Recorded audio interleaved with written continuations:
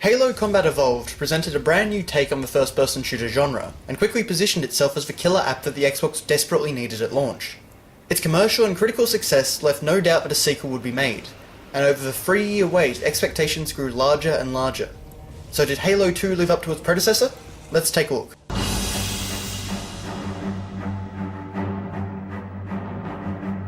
Now before we start talking about the game, I should note that this review will be squarely focused on the campaign. Halo 2 featured an ambitious online multiplayer mode that took full advantage of the Xbox Live service, but was sadly taken offline in 2010. While the game does also feature split-screen multiplayer matches, as well as local cooperative play for the campaign, I'm afraid that I have very little experience with the multiplayer component. Because of this, I didn't think it was right for me to judge it in this review, but I will say that Halo 2 was the most popular multiplayer title on the original Xbox, and this was probably for a good reason. So let's talk about the story. After the destruction of Halo in the first game, Master Chief and Cortana returned to Earth to warn humanity of an impending Covenant invasion. This invasion comprises about the first third of the game, and I can't really say much more without spoiling things. But what I do want to talk about is the Arbiter. This was one of the big surprises of the campaign, as we not only follow Master Chief, but also a Covenant elite known as the Arbiter. He was the commander of the Covenant forces in the first game, and because he failed to protect Halo from destruction, he is branded a heretic by his people. Rather than execute him, the Covenant prophets decide to use him as a weapon to destroy so-called heretics which are threatening their cause. This new perspective is, in my opinion, the most interesting part of the story, and both separates it from and elevates it above the narrative of the original Halo. Admittedly, I did find the human sections a bit cheesy. Cortana's dialogue is always great, as are her interactions with Master Chief. I know what you're thinking, and it's crazy. So, stay here. Unfortunately for us both, I like crazy. But characters tend to spout too many one-liners. You mess with me, you mess with the Chief. I should also note that the game's story ends on a cliffhanger. Now that you can easily pick up Halo free, it's less of a problem, but at the time, this really disappointed a lot of players, and there is still a sense of incompleteness. But enough about that. Let's talk about the gameplay, which has had a number of major changes since Halo 1. First off, there is no longer a traditional health bar, and health packs have been completely removed. Halo 2 puts more of a focus on the regenerating shield, which now regenerates faster, meaning that you're stuck behind cover for less time. This definitely improves the pace of combat. While I'm glad I don't have to hunt for health packs, my only problem with the removal of the health bar is that it's unclear how many shots you can take once your shield goes down. Master Chief doesn't die immediately, but it seems faster than he did with a health bar. The jump height has also been significantly increased. While this may not sound like much, it makes the player more versatile, and opens up more options in the environment. By far the biggest addition to gameplay is dual-wielding weapons. Essentially any two one-handed guns can be picked up and used simultaneously.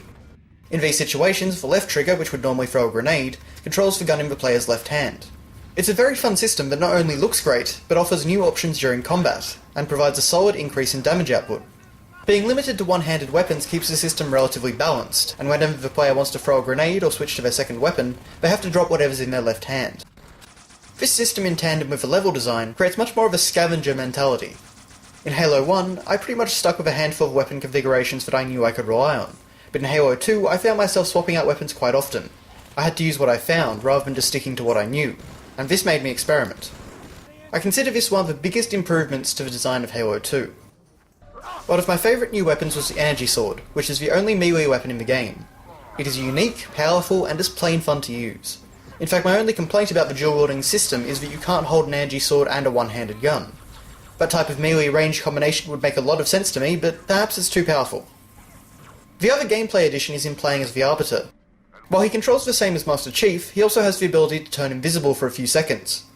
This can be used to great effect in the heat of battle, and there are times where you can be a little bit stealthy, but it's pretty apparent that Halo 2 is not built for a stealth system, so the Arbiter gameplay doesn't end up being as unique as it could have been.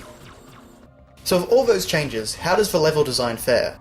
I'd say that most of it is superior to that of the original, and the pacing in general seems much better.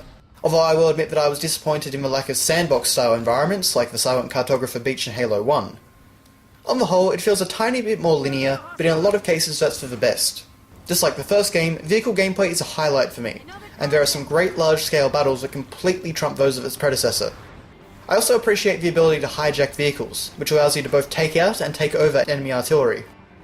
With all that said, there are some level design elements that have not improved.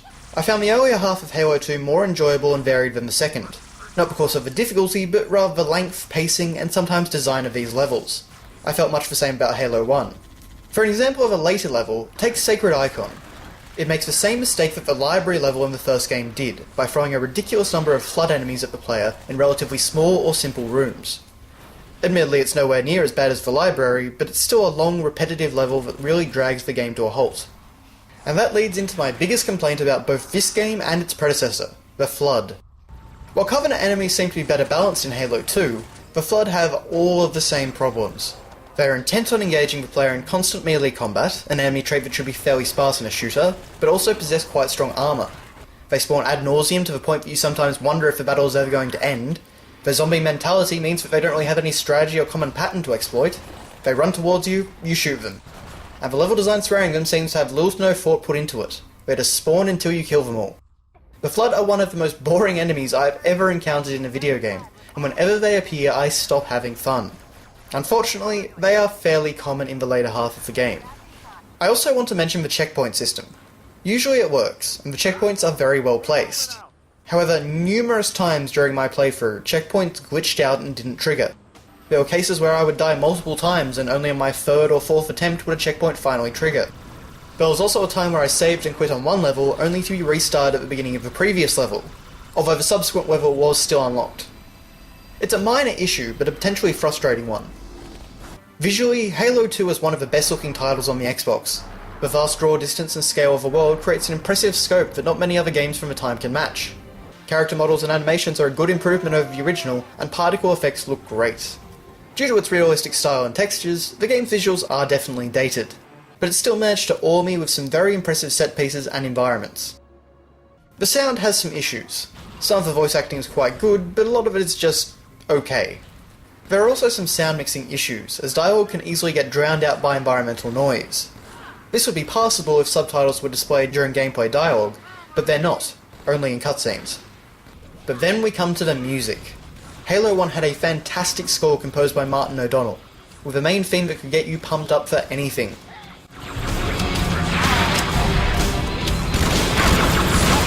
Halo 2's soundtrack, I would argue, is even better. The music is definitely of the same quality, but the variety has been increased, and it seemed to be used more often. Cannot escape me.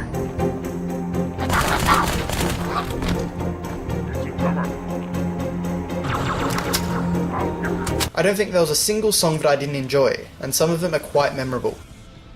So in the end, Halo 2 is a fantastic sequel that takes the foundation laid by its predecessor and builds upon it in such a way that doesn't drastically change the core structure, but improves and refines it with smart additions. There are times when the experience definitely feels lacking, particularly with the cliffhanger ending, and the flood sections always seem to drag the experience down for me. But despite these issues, Halo 2 is truly a blast to play, and there are plenty of memorable, fun moments over the 8 to 10 hour campaign. If you're in the market for a first-person shooter on the original Xbox, there's no better choice.